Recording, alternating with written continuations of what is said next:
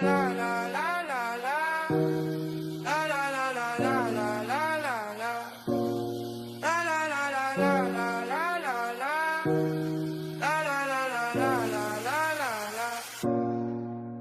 you on loop inside my head. Ooh, that love is all I'm thinking of. Got you on loop inside my head. It's the only thing I care about.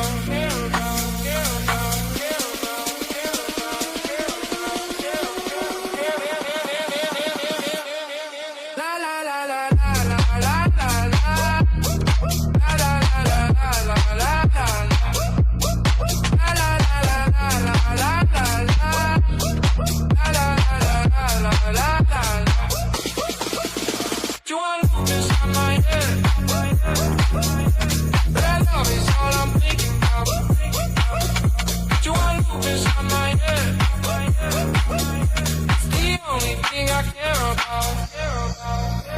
All day, all night, I'm beside you, hold me down. What's going on, everybody? Excited to have you guys with us. Welcome to the Betting News Network. This is your afternoon bet espresso. That's Vsauce. It's PJ Glasser. My name's SPJ. Excited to have you guys with us. And down go the French. Indeed, it was always Spain booking their ticket to the World Cup final. Congratulations to the Spanish team. Boys, PJ, I'll let you go first since you were holding the Spanish ticket. How you doing, big dog? Oh, fellas, I'm doing fantastic. I was a little worried about how this show is going to go today, depending on how this game was going. Worried maybe we'd have a little live sweat. I have to peek at the corner of my eye what's going on in extra time. But that is why Spain was the pre-tournament favorite right there. You know, that's why they're the European champions. As great as France look, we know sports is all about matchups. And the Spanish is just, it's a bad matchup for France. They take them out of their game. Their defense is so good. The way they pass the ball, you guys, I mean, France is trying to press and Spain just moves it so quick, man. They were excellent today and very pleased to cash that ticket. That second goal was phenomenal. It's exactly what you said, PJ. The way they moved the ball, it was just absolutely insane, that second goal. And sorry to Mbappe and the rest of the French, but Spain first one to punch their ticket to the final. PJ texted us earlier today, chat, when we were talking about the show, saying that it was a relatively hefty situation that he was rocking with for the Spanish to get the job done. So congrats to you. Congratulations to the Spanish team. Hadn't quite had to turn the screws throughout this entire tournament. We haven't seen them really hit fifth gear. Maybe some in the Portugal game when they got the job done there, but this was their first true test. And as you said, they passed it with flying colors and now book a ticket to the final. So we'll see how they perform there. Losing William Saliba, obviously, for France wasn't beneficial. They looked a little out of sorts, and Spain played the way that Spain does. Possession, really just choking them out at the back third of the pitch, and kind of just dominating in all aspects. Never really looked like France got a hold of that game at all. It was France's one and only time that they were not leading in this tournament. Trailing in this tournament, and they just never got it back. Insane. Spain looks insane. They only conceded one goal here, right? Or was it two goals? Yeah. The last one. That's it. Clean sheets across the board. It's been absolutely insane. Insane, indeed. So congratulations to the Spanish to get the job done to face whoever's going to win tomorrow. We're going to talk a little bit about the England-Argentina matchup that goes down tomorrow afternoon. BTP and Shags will be live in the morning to break it down on the morning spread to give you their favorite bets. But we'll talk a little bit about what we might like tomorrow as the English and the Argentinians look to book their ticket to take on the Spanish on Sunday. Another afternoon game tomorrow. I hate it so much. What do you think, PJ? You're the only one that I haven't heard his opinion on because I've been complaining about this for like 5 days. Do you have issues with the fact that this game is at 3:00 Eastern in the afternoon? Are you good with it? No, I hate it. It's very annoying. But I mean, they're catering to the European audience, as we know. They're making it 3 Eastern time for us so that it's 8 p.m. Eastern, 9 p.m. Eastern time for them out there in Europe. But it's brutal, man, for these people, right? We all got to work during the day, and we're just trying to watch these two epic matchups. Tomorrow's game, this game today, I thought would be really good, but I really like Spain. I like England a lot tomorrow, but every game Argentina plays is just, it's cinema. I mean, with all these, every game is wild. I've seen a lot of other people like making the comparison, but they do feel like the 2024 Kansas City Chiefs, where they're trying to go back to back. They keep winning games. It just doesn't feel like they're really as good. And the eye test tells you they're not as good as they've kind of been playing and winning all these games. They've been fortunate to win a lot of these games. And now they're going up against one of the best teams in the tournament. So whether it's England tomorrow or certainly Spain in the final, I know we like to play don't get got on this show. I think Argentina's going to get got at some point here over the next 2 games. So I like England tomorrow, but if Argentina wins, I definitely like Spain in the final. Luckily for you, we're not playing Don't Get Got today, so you're good. You're safe. I was sitting watching this game with my cousin too, and both of us felt the exact same way, with not just how Spain's been in the tournament, but then the dominance that they showed in this game with ball control against a team like France, who really moves the ball very well, especially their front line. I do think that whoever comes out, Spain is really looking like, in my opinion, the favorite to win it all. But I'm very interested to see what this game is going to go down like, because I think this is also the first time Messi is going up against England in the World Cup. So I think that's going to be a really interesting matchup. Jude Bellingham's hot as fire, and then Harry Kane feels like he's just incredibly due too. So I think the combination of those two things coming out here against Argentina might be perfect for the English squad. Similar conversations to what we talked about with the Spanish going into this game against France. This is the first test day for Argentina with this England team coming in. The Swiss was they gave them a good run for their money. Obviously, Cape Verde was a nice story and everything like that, but Argentina ended up getting the job done in all of those situations, but not in dominant fashion. We'll find out in this game if Messi can do it once again and then get to play the Spanish. As you mentioned, Bellingham's been awesome. Yes. Also, I forgot, dude, I've loved Jude Bellingham's career since he was at Dortmund when he was a teenager. I was looking it up yesterday because, the Hey Jude thing popped up, which was an incredible ad that they did for the Euros for Adidas and like 2 years ago. It was awesome. And obviously it's now become even more awesome by the fact that they play it every single time, and to see him celebrating. Do you guys know that Jude Bellingham's 23 years old? Is he that old? I thought he was just 22. Did he have his birthday reason? I thought he was 22. But yeah, he's 23 years old. Wow. I don't know. I didn't think he was old, but that's still quite the shock to me. I followed him since he was a teenager, and I thought he was 25, 26. I forgot that he's still a really young player. Even in soccer terms, that's still really young. He's got another World Cup or two in his quote unquote prime left in his bag. So I'd be interested. Do you guys have any? Go ahead, B. Just the bromance with him and Holland too from their days at Dortmund. You saw it even out on the pitch in their last game too, just fucking around with each other. I love that kind of stuff. I think that's one of the things like I haven't seen. And like obviously we love to watch the superstars, and not to say that Holland and Bellingham aren't superstars. They definitely are. But so often soccer becomes about like two guys, and those two guys are usually Messi and Ronaldo. And a lot of these other stars, you don't really get to know their personalities or what they're like off of the pitch. And I think that's been a lot of fun to see. Like Holland is always somebody I know that I can take to score 2+ goals and really realistically have an 80% chance of cashing said bet. But I did not know that he was hilarious, that he was into taxidermy, that he was just all around a great vibes guy too for the team. Like that clip of him where he's not drinking beer, but the team is. And he's like, when I score all the goals, I got nothing to say then. It's just incredible. It's so funny. This is the best part of the World Cup, because it's, a lot of these guys are global superstars because of their domestic play. And if you follow soccer a little bit closer, but that's why the World Cup is incredible. Every 4 years, there's always, one or two players that come literally out of nowhere, a la Vazinha, that kind of get your heartstrings, and then their life completely changes. But then the global superstars that were already in existence become even bigger superstars, a la, as you mentioned, Holland, Bellingham, Messi can be. I think Messi's an even bigger star than he already was. I mean, the conversation has now been sealed that he's the GOAT. So, it's all that. And then on the other side, Salah too. This tournament, he's gotten his flowers, well deserved, I would say. Luka Modric, like a lot of the guys that won't be at the next World Cup, I think that's been another sad thing too. But obviously, me not even being a big soccer or football guy, it's just it's incredibly sad to see these guys play in their last games, but it's also amazing to see the amount of fans that they've had and the amount of love that they've received over the years that they played in FIFA. Yeah, absolutely. Well, so we're going to talk a bit more about the game tomorrow. But as I said, the guys on the morning spread, Shags and BTP, will be breaking it down for you guys in the morning to get you ready for Argentina and England. Shags already has his article out at bettingnews.com if you want to go read his analysis on what he's liking for the game.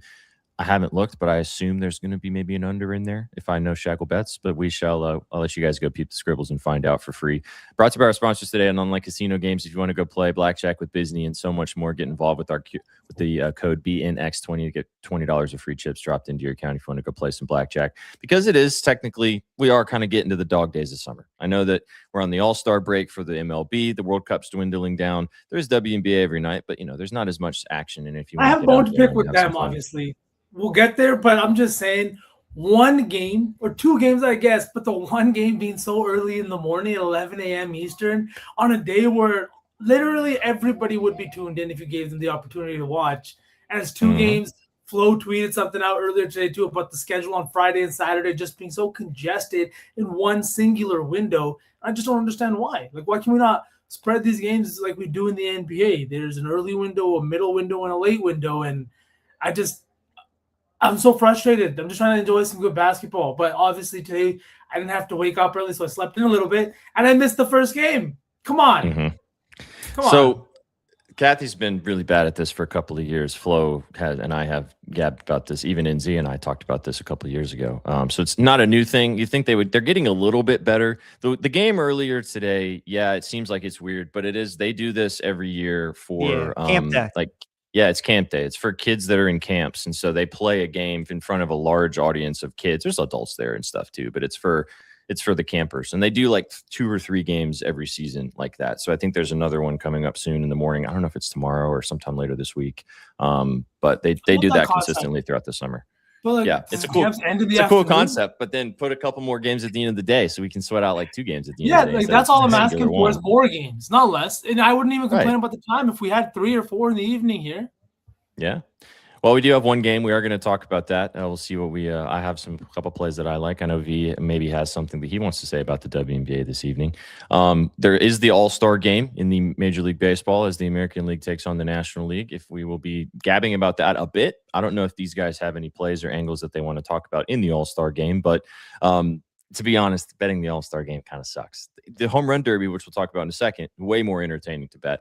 But the All-Star game kind of blows. And on that note, on the Home Run Derby, last night, guys, I mean, we got absolute cinema. Congratulations to Jordan Walker for just an incredible performance, putting up the cojones at the end to hit 4 straight ding-dongs to knock off Kyle Schwarber. And, I mean, it was – oh, shit, wrong one. It was really cool to see that, like, this guy is going to make a little over $700,000 this year on his contract. The bonus that he won for winning the competition was over $1 million. So he basically doubled up his contract by those swings, which is why it meant so much to him. And I mean, a lot of people talked about this going into the competition with the new formatting and everything. You brought it up yesterday. We gabbed about it some before the competition. I thought they hit it, pun intended. I think they hit a home run with it, knocked it out of the park. BJ, I'll let you go first. I feel like maybe you've experienced a little bit more on the other side, because for me it was fantastic, but I think both of them were fine. Like this was a lot more interesting with that last swing and the way he hit 4 straight, but I don't know. I think it's a little bit more meaningful with the a limited amount of swings. But what do you think, PJ? I was a little skeptical going in because I think they had found something. You know, I liked it when even a couple of years ago when they did the bracket format and it was obviously timed. I thought that was really good. And I wasn't sure how the swings was going to be, the 20, but it had a nice pace to it, which I loved. And guys didn't take as many pitches as I thought maybe they would, which probably was the biggest gripe. What we loved about the timed home run derby was these guys were just swinging. You know, even if it was a bad pitch, they had to swing. They had to try to make it work. You wondered going back to kind of that old format of it being swings, how would that, well, the old format was out, but going with swings here, them can be selective. Maybe they would take a little bit longer, but I thought the pace was great. And those guys ended up doing a lot better than we all thought. When Contreras started the whole thing with 13 homers and 20 swings, even the broadcast, I'm sure a bunch of us were thinking 13 is going to be really tough to beat. And then the next guy stepped up and he had like 12 or 13 too. And you realize that, okay, like these guys might do a lot better than we thought they would. And then the ending with Jordan Walker, 6 home runs and 6 straight swings was pretty amazing. So I thought it was a total success. I got to give Rob Manfred credit. He doesn't do a lot of things right, but when it comes to the home run derby and the things that he's tried, it looks like every time he makes an adjustment, it comes at the right time and it does the better for the home run derby. So overall, I think he's a terrible commissioner, but when it comes to the derby, he has definitely figured out a way to change it, evolve it, and make it better without kind of keeping it stale over, a long period of time. Yeah, just add them to the list of bad commissioners in major sports, right? Like, that's what it is. But yes. I agree with you, PJ. When Wilson Contreras came up there, I was shocked. Like, I took a bet yesterday. It was Wilson Contreras, Murakami, Kyle Schwarber, and there was a fourth guy. Junior, I think, wasn't it? Yeah, Caminero. To hit 44-plus home runs in that first round. And I thought Caminero would have a good first round, but I did not think Contreras would be carrying that slip the way he was. He literally landed right on 44 for plus 300. And Schwarber and Murakami obviously did nothing. Schwarber made it to that second round. Watching the look on his face as Jordan Walker was smashing his home runs made me so incredibly sad because I think it was last year or the year before that he finished as a runner-up to Bryce Harper. And it's just like third time, didn't happen. And obviously all the Philly fans in the building at Citizens Bank Park, just watching their hearts get ripped out like that, absolutely insane. But like you said, SPJ, he's making more this year at the home run derby than he is on his contract. The guy deserves it. And honestly, he hasn't even been that hot over the last month after a scorching start to the year. But he came out and just absolutely smashed the ball last night. It was a lot of fun. What did you guys think? Yeah, I agree with everything you guys said. It was awesome. It was great to watch. I liked the new formatting for sure as well. What did you guys think of the Netflix coverage of the entire competition, the way it was filmed, the production value, and everything that they kind of, the way that it was covered? Did you guys like that aspect of it? I didn't hate it as much as I think a majority of people did. I think where they went wrong was they just went a little bit over the top, like the Will Ferrell, Luke Wilson stuff at the beginning, like that really wasn't necessary. That was lame. Yeah. And then I think, Vasgersian's terrific as a play-by-play guy, but the color guys like Pence, I thought a little bit was like too over the top, like it felt like he was getting too excited for way too many home runs. Dude hits one 490, 480. Okay, those you can get excited for. But when somebody's pulling one 410 down the line and you're acting like he hit it 600 feet, it's like, let's relax a little bit. So I just felt like it was a little bit too over the top. I think if they didn't do that, like, again, the Luke Wilson, Will Ferrell thing, it wouldn't have been as criticized, but it's just like, that was like, there was no need for that. Will Ferrell is one of the funniest humans on the planet, and he just like wasn't funny then, So, when that's happening, you're doing something wrong. So I really had an issue with that. I thought the broadcast itself, though, with the Derby wasn't bad. Again, I just thought at times like the color guys overdid it. I thought a little too much. I'm actually in Canada right now, so I didn't even have the Netflix one. I was watching it on Canadian broadcast Sportsnet, so I'm not exactly sure how long it lasted, but about 15 minutes in, I just kind of muted it on a second screen and continued to work. So I have no clue, but that's how it is usually here. We don't get the Netflix sports and doing things like that. My biggest gripe was, yes, like you said, PJ, it felt like I was watching dodgeball with like ESPN 8, the Ocho coverage of, with Will Ferrell at the beginning. It was like, let's see how this works out, Cotton. It's a bold move. Yeah. Like it felt like, and I was like, I cannot listen to this for 2 hours. Please, dear God, let this not be the two. And thank God they stopped. It was just at the beginning. But like you were passing it off to Buffer, who's like this Hall of Fame, let's get ready to rumble. And he was being all serious. And like Will Ferrell kept like throwing him terrible jokes and it never worked. So that was shitty. And then my biggest gripe with the whole thing, if you're going to put it on Netflix, I don't want to fucking watch commercials. Like, what are we doing? Like, this is the biggest thing in these situations of like, if it's going to be on Netflix and you're not going to just have it on TV, like, why are we watching 7,000 commercials? It was annoying. And even if you have like a premium subscription, they were going to run commercials because it's the home run derby. So it's just the whole, like, trying to nickel and dime you. that they want to start channels again, or that they want to, bring back network like subscriptions to channel packages. Like, sir, that's cable. Amazon Prime's already doing that. If to be fair, they're just calling it Stars or HBO, but they're just selling channel packages in addition to the monthly that we pay for Prime. Like we've gone far enough all the way back to the 90s that we're back exactly where we started. It's all that's happening. It's just now digitized and all over Wi-Fi instead of cables in our wall. Yeah, that's how it goes. But at least what we've watched was very entertaining. I thought all the guys put up really good performances. It seemed like, and I mean, there was a bunch of money on the line, so it seemed like that they were all swinging for the fences, again, pun intended. And congratulations once again to Jordan Walker with the backwards hat, a la Ken Griffey Jr., who was there last night too. It was cool to see. I thought it was cool the way Citizens Bank also like really leaned into the fact that they were booing guys. Yes. And I love Jordan Walker's comment at the very end. He was just basically like, I just got told that if, you're getting booed, that means that you deserve I can't remember the exact quote, but like, you're doing something right if you're getting booed, basically. Yep. Leaned into the villain narrative, and it helped out that he obviously ended up winning the whole thing. He had the chains out, hat on backwards, jersey open at the top. You know what I mean? Like ready, swag. He was swaggered out. It True was sick aura. to see. Yeah, like there's no way he wasn't hitting, and you could hear it in the crowd. Because I watched that last moment, and it's just like if he hits 4 straight homers right now, and that's exactly 6 straight, I guess. But my God, once he hit that 8th one, everybody, it's like the air left the building. The air left the building at number 8. First St. Louis Cardinal to ever win the home run derby, and you think of power hitters like McGuire and Pujols. Pujols was there last night too.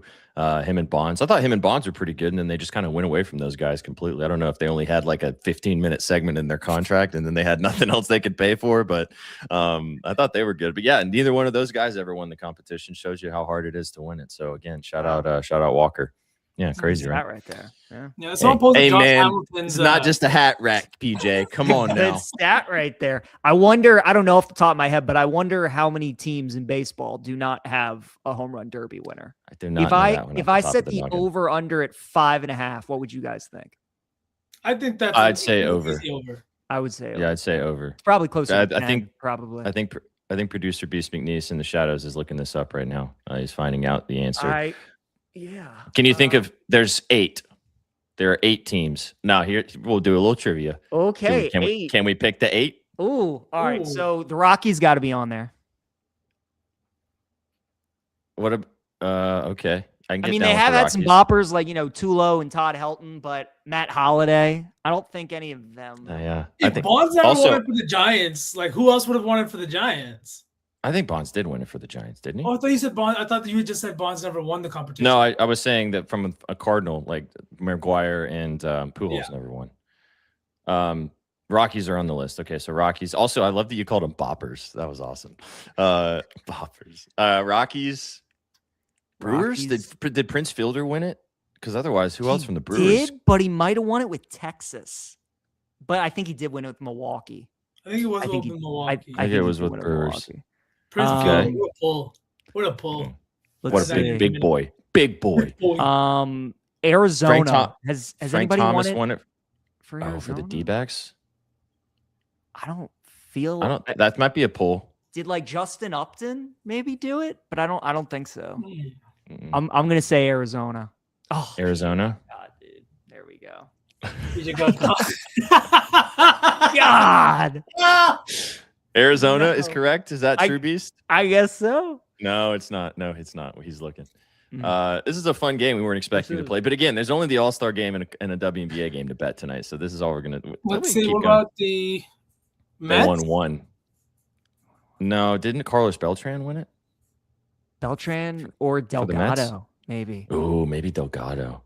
I think Delgado won. Oh, Luis Gonzalez. Good call, B-Dot. Yeah. White Sox had Frank the Tank, so he won. So they're good there. Mariners had Griffey, obviously. The Orioles had Cal Ripken. Judge won for the Yankees. Sosa must have won one for the Cubs, right?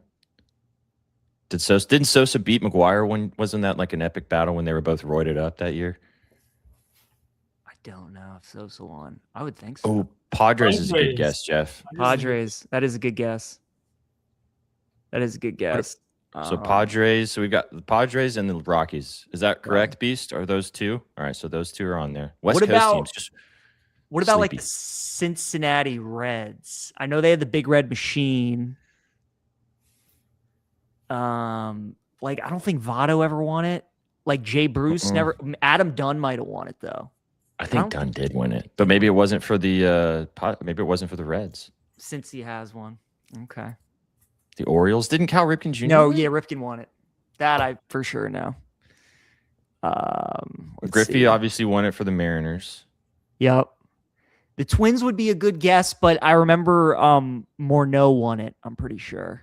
That year, Josh Hamilton went nuts at Yankee Stadium. I think Morneau. He didn't actually end up winning. He didn't win it. I think what about the Rangers? Did anybody from the Rangers win?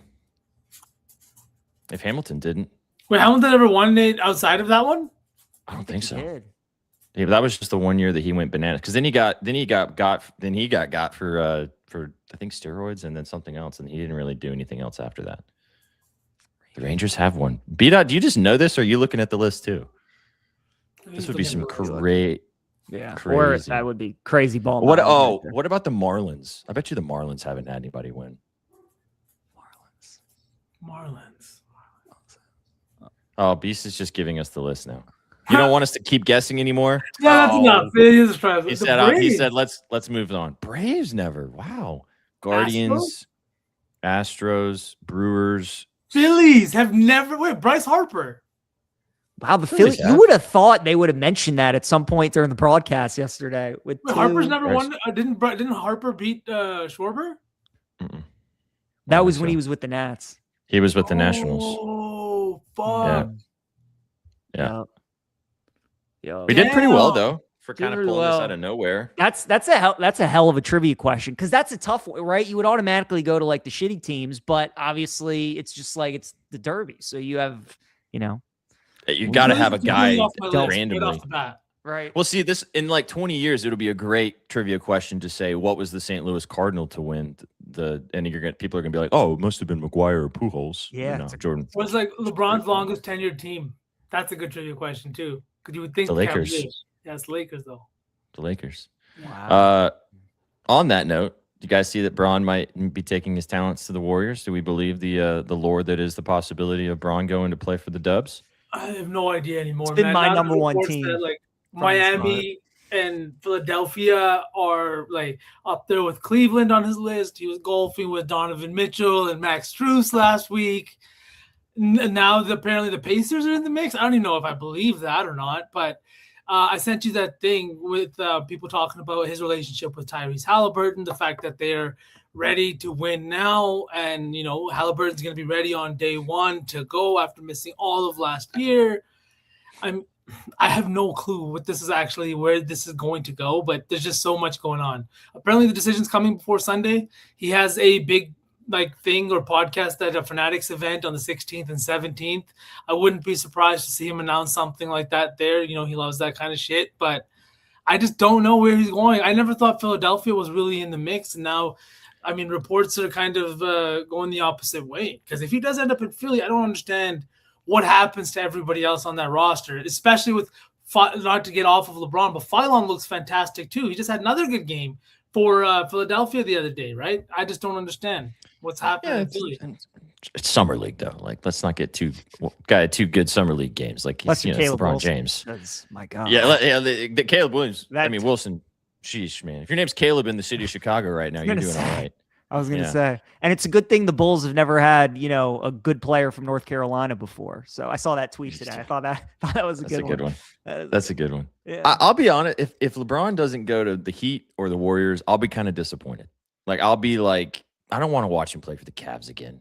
Like, I don't want to watch him play for the Sixers. I don't even want to watch. The Pacers, I guess, could be relatively fun, but like, I don't want to watch him play with the Pacers. I want to watch him play for Miami again with Giannis, or I want to watch him play with Steph. Like, that just sounds fun.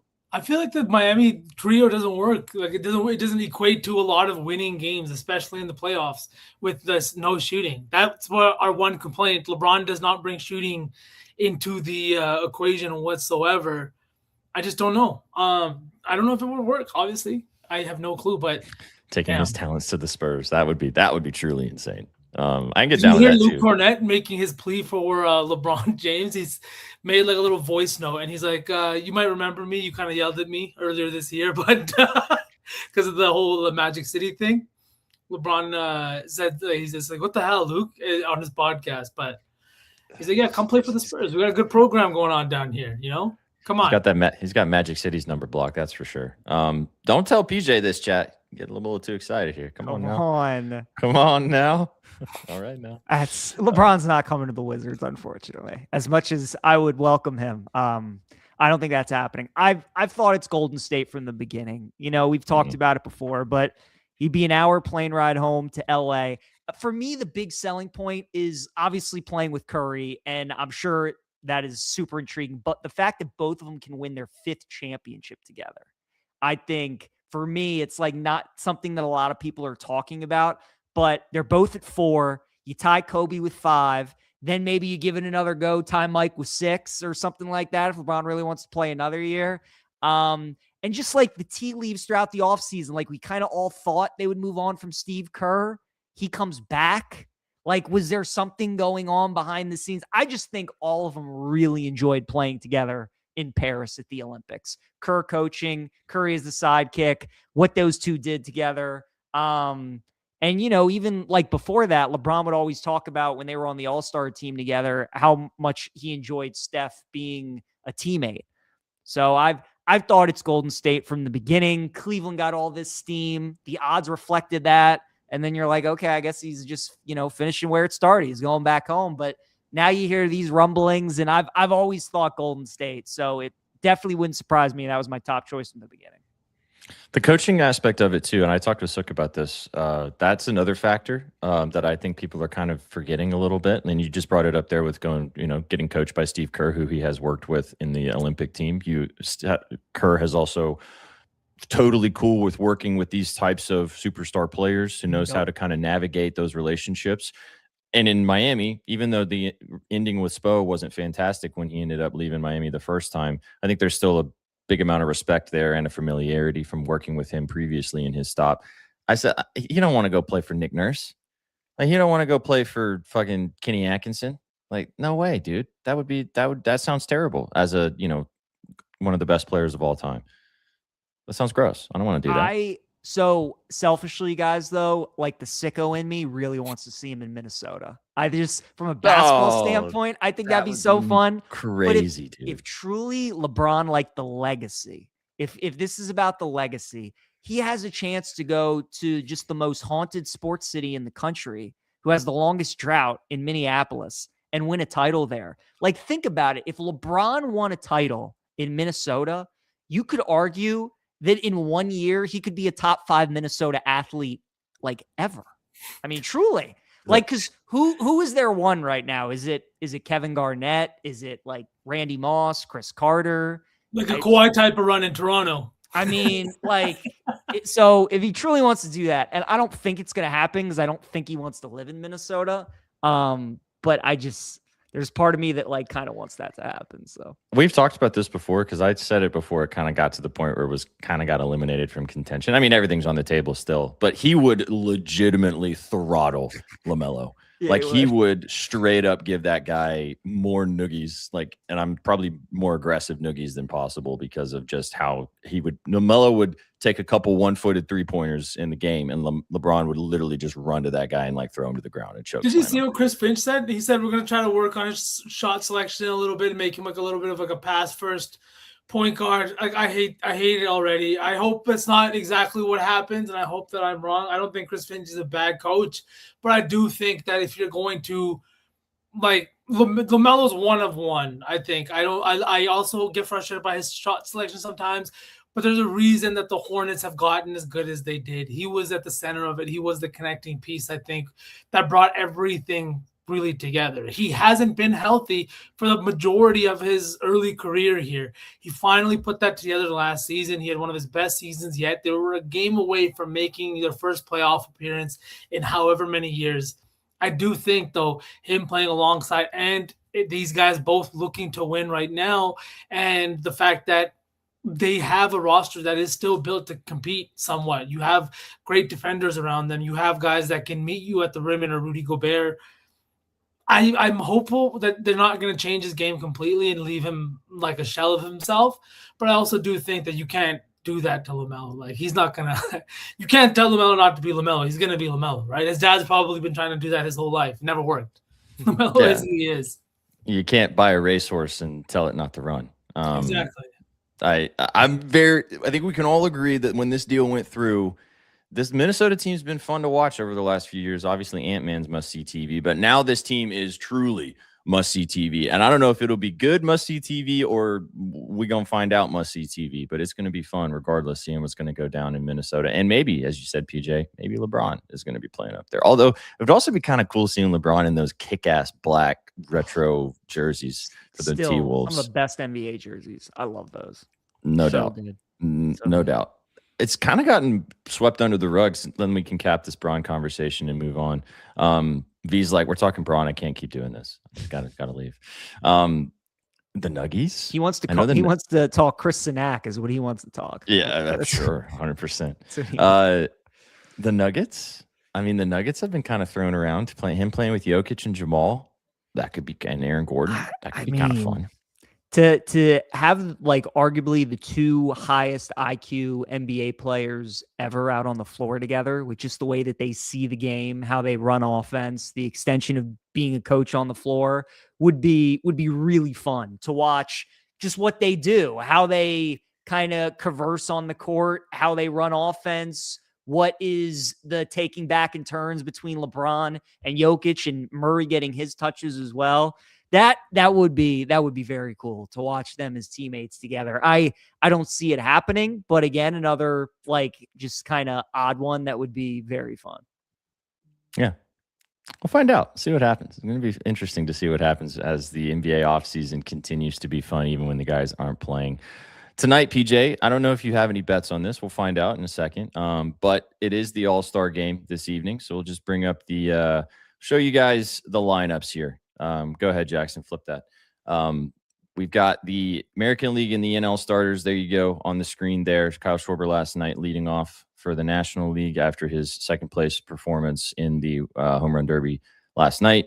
I didn't even look at lines for this game. I don't like betting the All-Star. I don't like betting any All-Star games, especially not the baseball one. Any thoughts you guys have on any particular way you would go and look to attack this game? Over, under, side, or some props or anything like that? Or are you just going to sit back, relax, and crack a beverage and watch it, or not even pay attention? Yeah, I'm not gonna bet a side or a total in the All-Star game. It would only be like unders for me because of the pitching and how strong it is in today's MLB. If I were to bet a hitter, though, to win All-Star game MVP, even though certainly a pitcher can win it, but I would look more so towards the hitters. I actually like betting the reserves, because the starters are the big name guys. They're the guys having the great season. But as you guys know, these players usually only get one at bat, maybe two. And usually in these games, they're close. They come down to the final innings. And the guys getting the big hits are the guys that are the reserves, the guys that are the bench players coming into the game. So I look at like a guy like James Wood, who's 28-1, 30-1, who's going to be coming off and probably replacing Brandon Marsh in right field. Maybe like Adley Rutschman, who's going to be the catcher, replacing Shea Langoliers in the 3-hole for the American League. So if I'm going to bet it tonight, I'm just taking stabs with crazy prices. And I normally like taking the bench players on these teams, because those are the guys that'll be batting in the 7th, the 8th, the 9th inning, where if it's a close game and they get the big hit, they're going to end up being your MVP. PJ, you just piqued a whole different level of interest in me, sir. My God. Okay, so I take back what I said about not paying attention to this game. I fully take everything back, and I'm going to take a step further than PJ, and we're going to indulge in some degeneracy. 28-1 for James Wood. Are we? Yeah, it's a great. That's close to the end of the game. Yeah, exactly. And then the game gets less serious closer to the end of the game. Here, I was sitting here looking at these lines for home runs, PJ. And obviously, you can see Kyle Schwarber here. You see him at plus 350 in his home stadium anytime. That feels insane, right? But then you think about it. If he only gets up there for one at-bat, you're really banking on the fact that he's going to start with a leadoff home run, right, against the starting pitcher for the other side. But, I mean, you get two at-bats with the James Wood in the bottom of, close to the end of the game, or even a guy like, there's so many guys here that you can get at such good prices. Holy shit. I love the Wood pool, especially with how good he's been before the All-Star break too. He's been really hot. So could ride with that. That's great analysis, PJ. Ernie Chad, if you Clement, want to, he's been smashing the ball Ernie's this a good one season too. Yep. That's a nice way to take it. Shags did write about this game. If you want to go read his scribbles at bettingnews.com. If I know Shags, I would assume he probably told you in the article to not bet this game. And if he did, he probably took some sort of random under on a player, which found, as you said, PJ, sounds probably like the move. Because some of these starting pitchers aren't even going to go past the second inning most of the time. They usually pitch one rotation. Look like PJ, like you said, like you're gonna have bench players coming in for these starters, but obviously most of the guys that I'm guessing are starting pitchers. Like, what does that look like for each All-Star team? Is it starting pitchers or is it reserves that come in? Yeah, usually just both teams will just have the pitcher throw 1 inning for the most part. Maybe you'll have a case where a guy throws 2 innings if he's really well rested. But for the most part, you'll only see these guys for an inning. So if you were to take a stab with a pitcher, I think Mason Miller's got to be your guy, or like Chapman's got to be your guy. A reliever that comes into a game, maybe gets a save, has 3 Ks, already just has insane stuff. So Mason Miller might be worth a look at 80-1 because he's already got the aura. He's already got the name brand going into it, where if he comes into the game holding a 1-run lead and he just strikes out the side and throws like 104, there's a chance that maybe he could end up winning it too. So yeah, that's always my angle in this stuff. I just take stabs with MVPs, and I usually take relievers, or I take position players that are coming off the bench. Like, what are the chances that some of these guys are a little bit sauced up during this game? Like, let's just be for real. These guys are baseball players, and like, you know what I mean?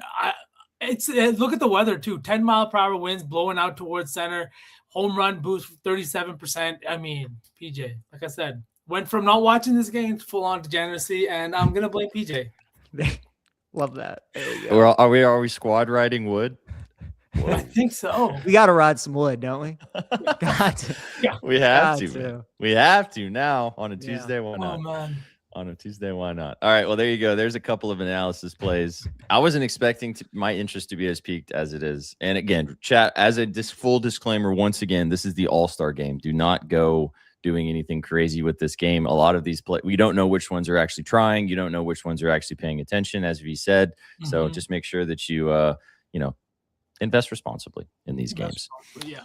But we will have a couple-day break after that, and then there's a singular game on Thursday as Major League Baseball returns, and then back to the baseball diamond on Friday. So, all right, guys, let's. I'll talk about my singular WNBA play. PJ, I know you might have some early thoughts on the Open. I know you'll have a chance to talk about that tomorrow. You'll be back on Betspresso with V and Adam, kind of breaking down maybe some bit harder stuff as the tournament gets started on Thursday. So we'll talk about that in a second. But singular WNBA game tonight, as V said earlier, we got the Tempo taking on the Mystics. Really good game on paper. 1.5 point spread.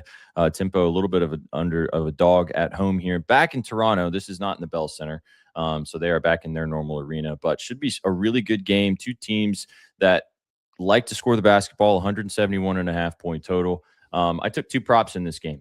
First one, nice and chalky, not overthinking this, going straight back to who has just been hot as the ever-loving sun. Give me Marina Maybury over 26.5 points and rebounds. If you want to just take the points, that's fine. Her points line is sitting at 23.5, depending on where you're shopping for a bit of juice.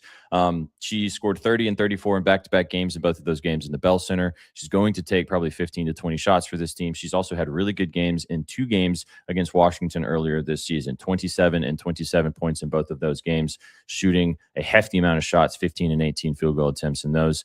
The 2.5 threes I like as well. It's pretty juiced, though. So you got to have the kind of, it's a good parlay piece if you want to go that direction. But as Flo talked about with Maybury, she has really good rebounding numbers as well, hitting the PR line in back-to-back games. She just, like I said, hit the points line too. But I want to add in the rebounds there as well. She's a good rebounding guard, and I think that she has an opportunity to help out on the glass against this really talented rebounding team with the Washington Monuments on the other side with Area Finn and Shakira Austin, which leads me to my second play.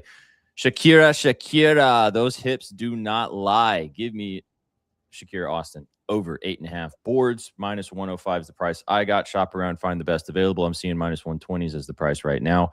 Hit that in 5 of her last 6 games. Didn't get the job done in her last one against Seattle, but she has cooked this team on the glass in both their earlier games this season. 11 boards in both of those games as well. If you want to get really cheeky with it, the double-double is sitting at a nice plus 160 price. Both games she had double-doubles against this Mystics team earlier this year. Kiki Iriefin had 16 boards against this backcourt for the Tempo earlier this year. I like her rebounding numbers there as well, but I had to take the 10.5 for a little bit of plus money. I like the lower price at Austin. I think that she has a chance to flirt with the double-double once again. So like both ladies down low, I think that Austin's going to have a nice game though as well. I love the 8.5 rebounds for a really playable price. Yeah, and as Beast just brought up, Kiki, I want her at over 10.5 for the plus 107 price tag. I just love everything that this front court does. Both Shakira and Kiki have been absolutely amazing. And honestly, it's the reason that their defense has been so fucking good this year. Just looking at the numbers here for Washington. 4th in opponent effective field goal percentage, 5th in opponent free throw rate, 3rd in points allowed, 4th in opponent field goal percentage, and 4th in opponent 3-point percentage. They are making their opponents miss shots. It is leading to way more rebounds. And then on top of that, Kiki is attacking the offensive glass. 2.5 offensive rebounds per game over her last 10, which is absolutely bonkers for any hooper to be averaging. She has been all over the glass. She hasn't been shooting as much. It's kind of why I steered away from the points and rebounds, but I really do like this rebound line. And like SPJ said, she had 16 the last time they played, and it's just because of how bad this team is. 12th in rebounds allowed, 15th to the center spot, and 11th to the forward spot, but it's the offensive glass where they're really lacking. 14th in opponent offensive rebounding rate, and that's exactly why I'm just going back to this Kiki spot where she has been phenomenal on the offensive glass. So yeah, give me the over 10.5 rebounds for a little bit of plus money. Chat, you can take either one you want, or take them both.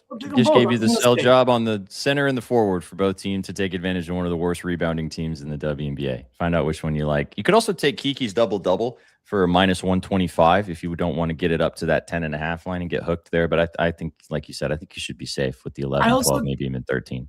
Not to I think there's going to be a little bit of a regression with this Tempo team in terms of shooting after playing those 2 big games in Montreal and also getting that win against the Liberty in their last one too. Huge wins, scored 95 points in that one. I think it had over 90 points in that first Montreal game too.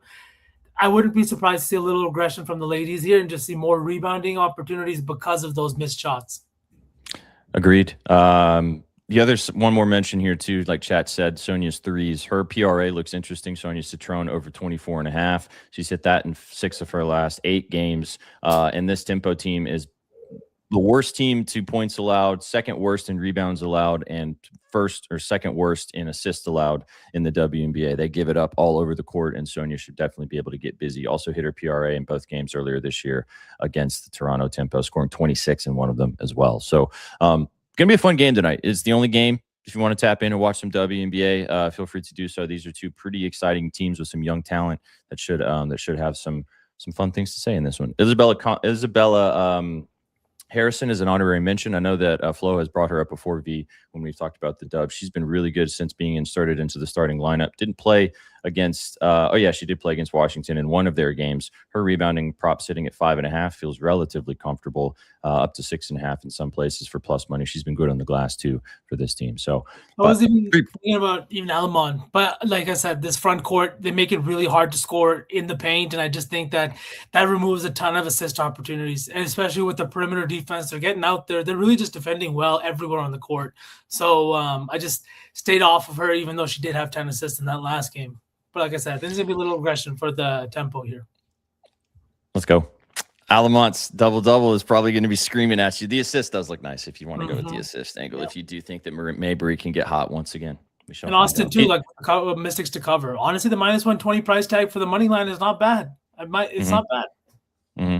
Could be a little bit of, as you mentioned, letdown spot after those 2 massive games and a big win. But the Tempo need to keep competing as we're getting into the point of the season right before the All-Star break where, teams need to start climbing back up in the standings, and both of these teams are on that list. So, all right, we'll find out what happens in the game tonight. We'll cook the parlay at the end of the show. We will cook a parlay today, as Beast already has it kind of cooked up, kind of down below. We'll see what he's thinking about in just a minute. But PJ, what are your just early thoughts on what we're going to see possibly across the pond in the British Open and the Open Championship, which tees off on Thursday morning? I know you maybe don't have any bets yet so far, and I know you're kind of crafting it, putting it together, but do you have any early thoughts for the kids, or kind of looking at what you're going to see across the pond? Well, I think what's interesting is Scotty Scheffler is a favorite, which is no surprise, but it's the amount that he's plus 680. And usually Scotty at these tournaments has been like plus 350, plus 400. When he plays, over in Scotland and over in England, the odds go up because you only play these courses twice a year and it's links golf and it's a different kind of game. But plus 680 for Scotty is the longest price that he's been for an outright in a while. There's some 7-to-1s out there, so it's pretty crazy. And my favorite stat from this past week, you guys, was Scheffler missed the cut for the first time in 78 events this past week in Scotland. To put that in perspective, when he started that streak of consecutive made cuts, Alcaraz and Sinner combined didn't have a single major win. And now the two of them combined have 12. And that's how long Scotty's streak was in between. So he's obviously been the most consistent player. He's been the best player in the world for the last 4 or 5 years. But he did have a hiccup this past week. He missed the cut. I think maybe getting him refocused. He's the defending champ at this event. And it's been a while since you can get him top 10 at like minus 130, minus 135. So I think that's pretty intriguing. And then usually what just sticks out about the Open Championship is how jumbled up the odds are. At all of the 3 other majors, it feels like you kind of have your tiers and the odds are a little bit more stacked. But historically, this major, because it's really not all about length, because it's, you got the pop bunkers out there, you got wind and rain that can play a factor. It's just really about being accurate. It's about short game, those kinds of things. So the odds, it's a lot of times where it's some of these majors, you maybe only have like 15, 20 guys that can win it. At the Open, it's a lot more open, pun intended. So I think it's going to be a fun week. And there are a lot of trends out there. So I'm crafting the card. I'll be writing about it tomorrow, and can't wait to watch it. Final major already. Crazy how fast it goes. Time flies. Literally flew by. Crazy. I know that our buddy Luch did bring this up about Scheffler. Not since 2022 hasn't missed the cut, as you just said. So crazy stuff there. Also, Luch did for that huge outright. Was it 55 to 1? My God, let's go. He'll be talking. Yeah, he'll be talking about that tomorrow with Sia on the Fairway Forecast. He also did drop on the weekend that he had England to win the entire World Cup and Tommy Fleetwood to win the Open as like a little, spot of tea. All England. All England. Could have Matt Fitzpatrick too. I mean, both of those guys are certainly, they got the game to do it. Fitzpatrick's probably going to be the most popular player taken by just people this week. Things you read, things you listen to. There's going to be a lot of Matt Fitzpatrick love. And usually when that happens, not the best thing. Now, sometimes that guy ends up winning it. But usually when that guy ends up winning it, his name's like Tiger Woods, Scotty Scheffler, Rory McIlroy. It's not usually like, Matt Fitzpatrick when it's like Bryce Harper yesterday. I felt like everybody was on him in the Derby, myself included, doesn't even make it out of the first round. No, so it's a little bit Murakami. And then I'm like, I can't believe I bet on somebody who just came back from a fucking hamstring strain. Like, what am I doing? I thought Ben Rice was going to be good, and he was sucked ass. I will always love lots of love. Absolute shit show. Nothing. I will always love Matt Fitzpatrick because Danny Burke, shout out DB, last year when he was doing golf content for us, told me to bet him when I was visiting V for his wedding. And I had no idea. I was hungover, like I had one eye open. I was like, what am I betting, Danny? Like, who am I betting to win this golf tournament? And he was like, just take Fitzpatrick outright. And I was like, fuck it. Okay. And he won. It was crazy. Shout out DB. Shout out DB. Or maybe it was Fleetwood. It was one of the British dudes. I can't remember which one it was. But it was one of those. Definitely guys. one of them. When did you get married, V? What month? September. August. Oh yeah, August. Late August. Yeah, it might have been Fleetwood then when he won the tour championship. I think it was. Sounds like it rings a bell. I knew it was one of those two guys. Yeah, it might have been Fleetwood now that I'm thinking about it. But V, it took too long. Your wedding was less than a year ago, dude. You should have. You were like, we August, September. What month? I don't know. Don't tell my wife. Shout out, wife. All right, let's cook, and then we'll play a quick game before we get out of here. Hope you guys have enjoyed the last almost an hour hanging out with us on the Betting News Network. And even when there's not a lot to bet on today, there's always sports to talk about, and we've had fun with you guys for the last little bit. All right, how do we want to do this? I think we got to do something from the All-Star game, just for the vibes, for some fun. Okay. Do we just like Wood to get like a hit?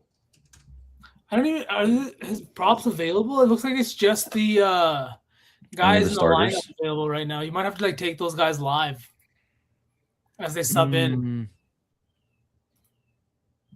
Yeah, that's. I think I might. Sentimental play. I kind of like Mike Trout getting a hit. He's back home in Philly, right? Like you can just kind of see something like that happen. So we can certainly go with Wood. But we talked about leadoff, right? Trout. Yeah. Is it? Yes, he is batting leadoff. So he might get 2 shots at it too. Yeah, I think they'll definitely. Yeah, I think they'll definitely give him 2 cracks at it. So plus 140. I like it. Trout to get a hit. I mean, do we? All right. Do we like it? Let's do it. Let's go fishing. Right. Let's go fishing. Why not? I mean, every single person on here to get a hit is plus money.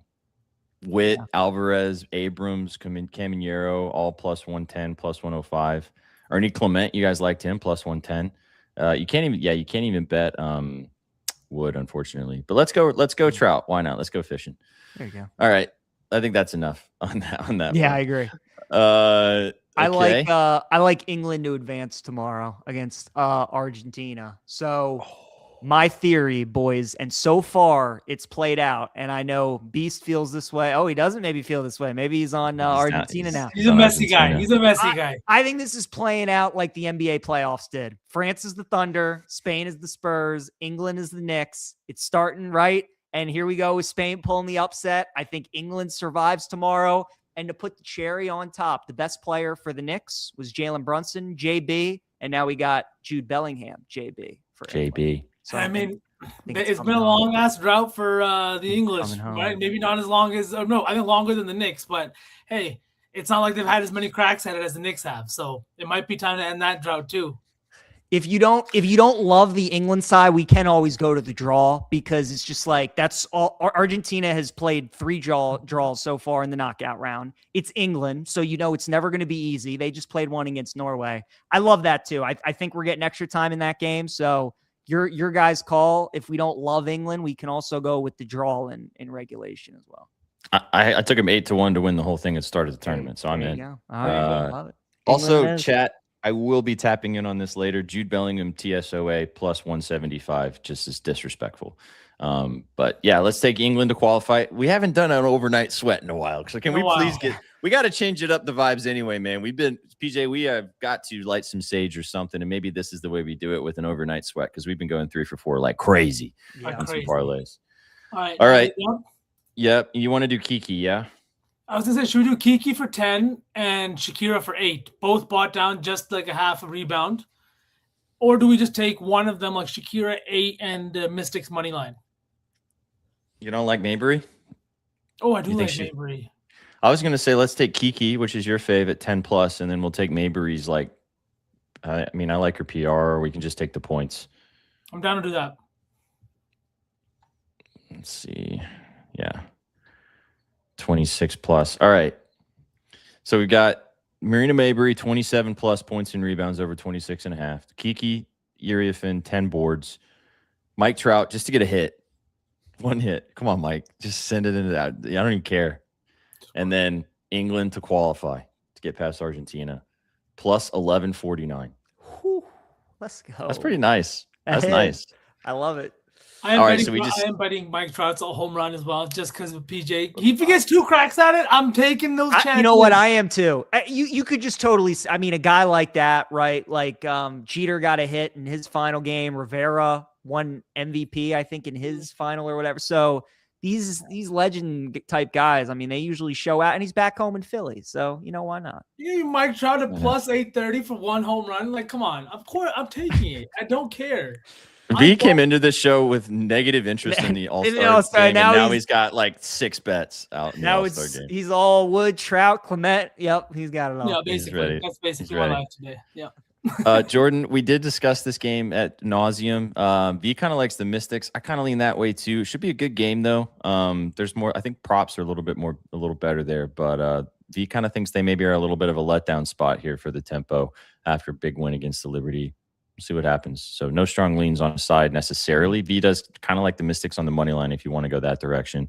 But the props we talked about are V liked Kiki's rebounds 10.5. I like Shakira's rebounds 8.5, and then Marina Mabrey over 26.5 points and rebounds. And then if you want to ride with PJ, if you want to roll with James Wood to win the MVP of the All-Star break for a little sprinkle, a little dust. Sprinkle. Everything is sprinkle.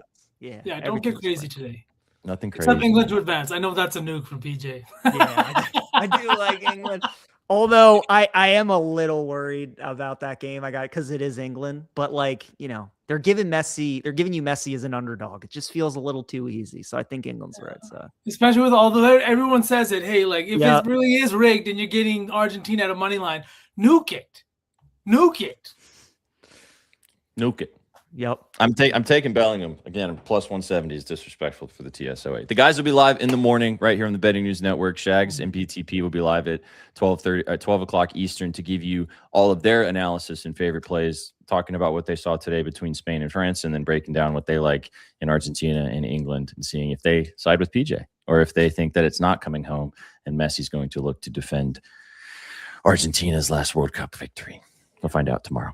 All right, let's play a fun game, and then we'll get out of here. Parlay's scrolling at the bottom. I think that Beast has it done. Yeah, he does. He's got it. There it is. Look at that. A little overnight sweat. Okay. We're going to play a new fun game. V, I don't think you were here when Sook and I played this. It's really fun. It's called Hoop Grids. It's a vibe. Let me just pull up my screen here so I can share it with you guys. Jackson, were you here when we did this? You were here, weren't you? Yeah. Okay. Oh yeah. Okay. I've seen this stuff before. All right. So it's kind of like the Immaculate Grid, except it's the basketball version. Mm-hmm. Okay. All right. So obviously you have to match up all these different ones, and the more rare the person is, or the more unknown the person is, then the better. Right. Okay. So top 10 draft picks, one of the categories, NBA All-Star. This one's actually a little easier than the one we did last time. Any Laker, not from the United States, a Nuggie, and then 50-plus point regular game in the regular season. All right. Well, as a Wizards fan, top 10 draft pick, not from the USA. Let's go with my guy, Jan Vesely. Bet you not a lot of people have that one. That's a deep pull. How do you even spell that guy's name? Jan and then Vess, maybe? 2 S? Vesely? Yeah, this one? There we go. Yeah, he was like 6 overall pick or something. Woo, 1.42. Let's go. There we go. That one immediately jumped out. NBA All-Star, not from the U.S. Did Jose Calderon was he an All-Star at any point? I don't think he ever made an All-Star game, but that was a great poll. That is. What about like Andres Nocioni? Did he make one with Chicago? Oh, I have no idea. He was like good for like a couple years. I don't know if he did. What about like an Andre Bargnani? Was Bargnani an All-Star? I think so. He had some pretty good fucking seasons in Toronto. Oh, I don't know. I don't know either. Okay, 50-point game, regular season. Oh, there's that. No. Okay. Top 10 draft pick, 50 points. Okay, did that 50-point game, did it have to be with the Lakers, or could he have just had a 50-point game and then played for the Lakers? Played at least one game for the Lakers or the Minneapolis Lakers. So they didn't have to have it. Hang on. Recorded 50 or more points in at least one regular season game. So it doesn't have to be that a game for the Lakers specifically. Ooh. Who was the guy that scored 50-plus last year that nobody knows for the Pistons? You guys remember that guy? What was that guy's name? I couldn't remember this when we did this last time. You remember? The random-ass creative player guy? Shout out whoever that guy was that scored 50. Do you remember what I'm talking about? No, I don't. And this Terrence Ross has a 50-piece, right? Oh, Terrence Ross. He might. He might play for the Lakers. No, but he could. Was he a top 10 pick? I don't think so. For the NBA All-Star or 50-point, I was either thinking Brandon Jennings or Kevin Martin for one of those two. Ooh, Kevin Martin. Kevin Martin's that's a good one. he had to be an all-star, and I feel like he had 50 at one game. I know Jennings did for Milwaukee. Brandon Jennings had 60, I think, 61. Right. And he had to be an all-star, right? I feel like one year. At least once. I would be down to try Brandon Jennings. All right.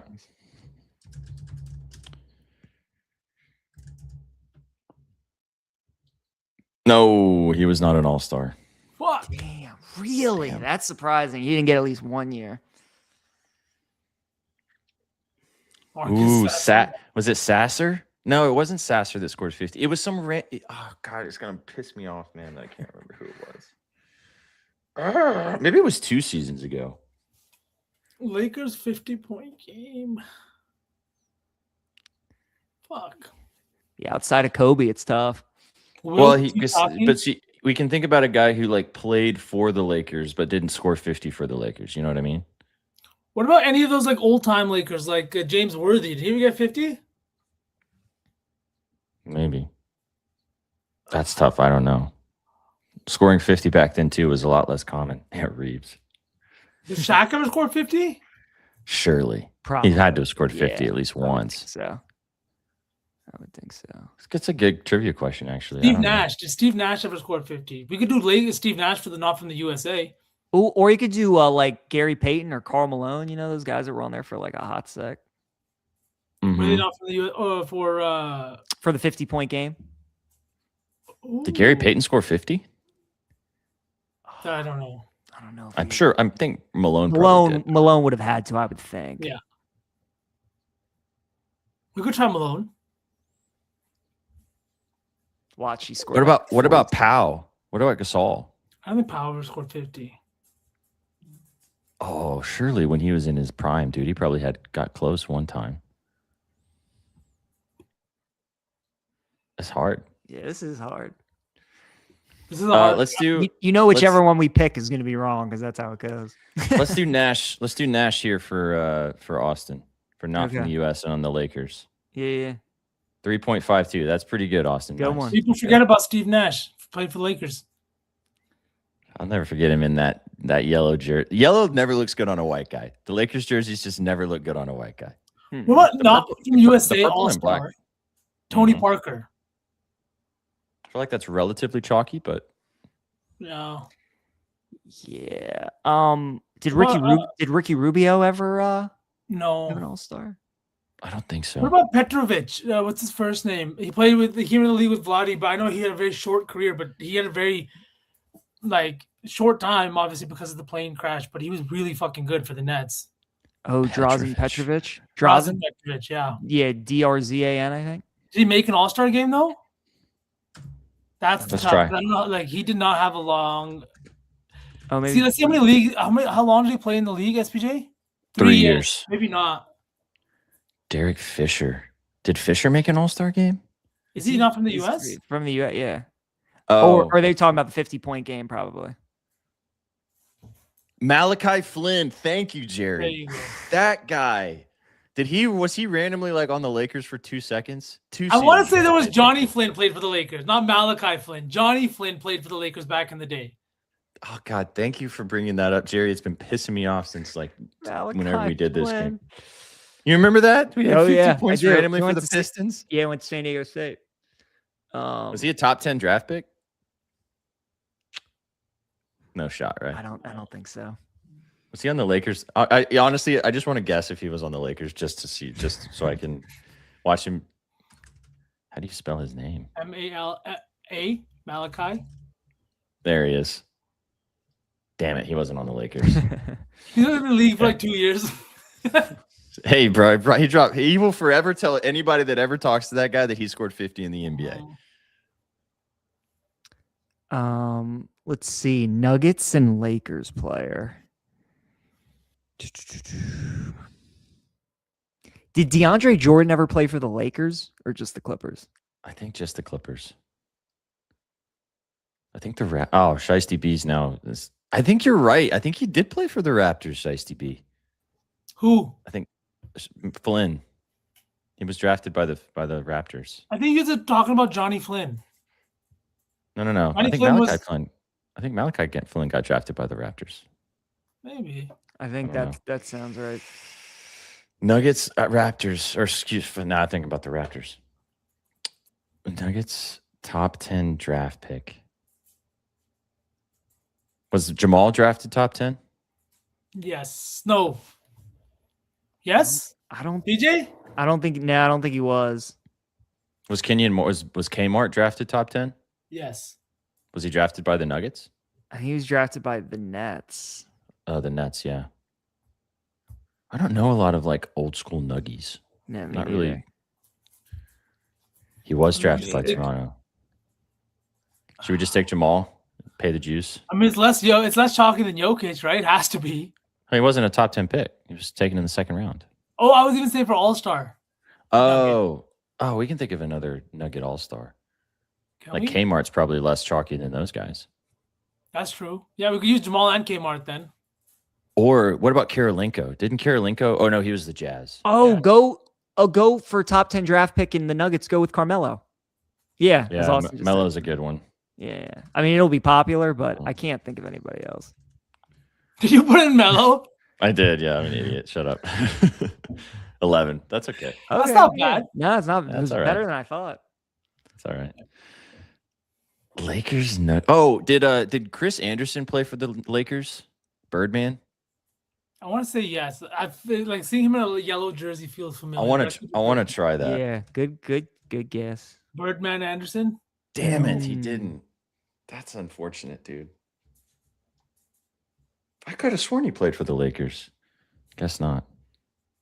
Austin says no. I should have waited for the Laker goat. Did D'Angelo? Oh, Carmelo would have been a good one here. Did D'Angelo Russell ever drop a? Or I'm thinking like Lakers, right? So it could. I think he did actually, dude. I think you're right. Might have, right? Did we do that for? Was he ever an All-Star? I don't think so, right? I don't think so. Was he a top 10 pick, or just should we do the Lakers one? He might have been a top 10 Russell pick. might have been a top 10 pick, actually. Where did he go to college? Do you remember? Went PJ? to Ohio State. There you go. Was he top? I mean, let's just put him in. He was definitely a Laker. Yeah, he's Definitely a Laker. Yeah, he might have been a top 10 pick. Oh, nice pull! Let's go. 2.65. Hell yeah! Let's go. That's dope. All right, 2.65 on D-Lo. Bang. All right. We should get a good one for NBA All-Star not from the US. Yeah, there's some. Oh, what about Sabonis's dad? Oh, yeah. I would just type in Sabonis and then his. There should only be two. I heard the or something like that. Or Yervadas. There you go. Arvidas. What? No, he was not an wasn't. All-Star? That's criminal, bro. Oh, I got a good one though for All-Star and 50-point. What about Brandon Roy? Oh, that's a good one. That's a really good one. What about Andre Kirilenko for the not born but top for All-Star? That's a good one too. Kirilenko, yeah. I loved Karolinko, man. Good call. 0.26. Ooh. That's you need a picture for him. Brandon Roy, that's disrespect. That is disrespect. You know what? That is Kirilenko might have played for Denver actually too. That's what I was thinking. I feel like that would be a better percentage than but we could use that for All-Star, so we could do any person. Yeah, just do not from the US then. Yeah, because that 2.32. Nice. Yeah, good call, man. That was Karolinko. I loved Karolinko's game. He was awesome. Lakers, Nuggets, All-Star.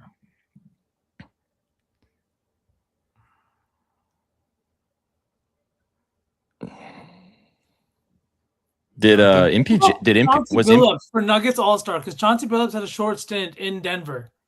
Remember, but he's also been an All-Star. Yeah, he did. I'm down. That sounds fun. Chauncey Billups. 2.84. Wow, they got his fucking player. They didn't even get his player picture. They got his coach picture. They did. That's actually his mugshot. About to say, bro, that changed that red to orange, didn't they? That's the mugshot. Man. Sheesh. Lakers and Nuggets. Okay. You guys saying Iverson? Iverson played for the Lakers? I don't think he played for the Lakers. No. Did J.R. Smith ever play for the Lakers? No. Yeah. What? Yeah, I think so. Didn't he? No, I don't think he ever made it out there. Yeah, I know JR played for the Nuggies. I want to say JR took his talents to fucking Los Angeles for a little bit. I just can't see that yellow jersey. Oh, for All-Star. We filled the All-Star category, chat. Nuggets, Lakers.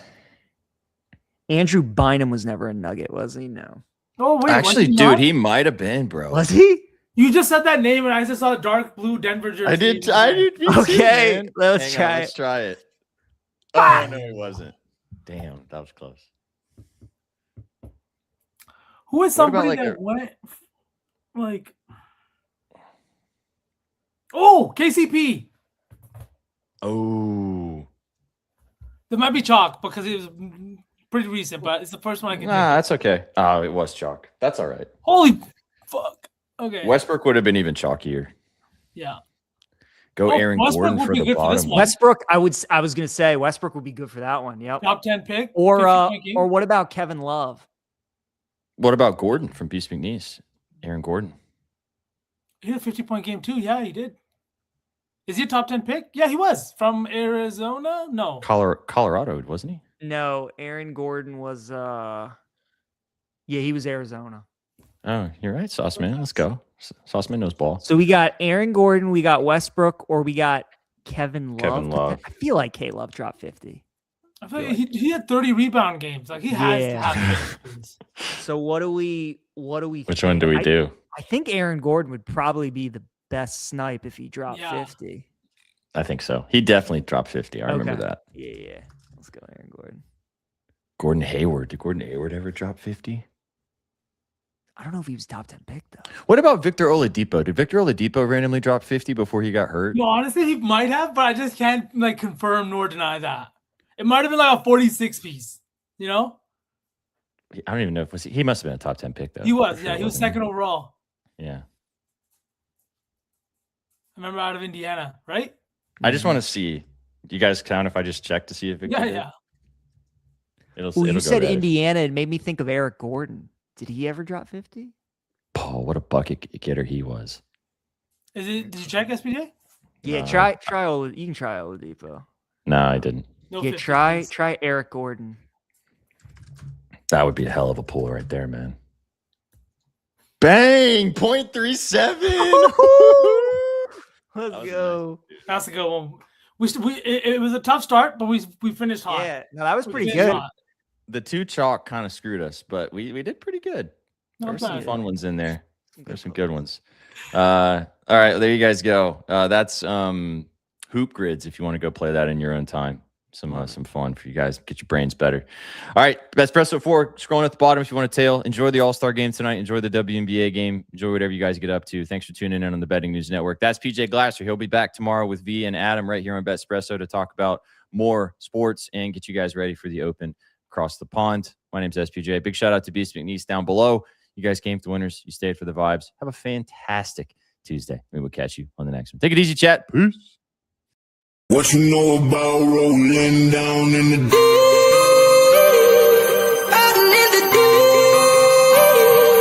Down in the deep.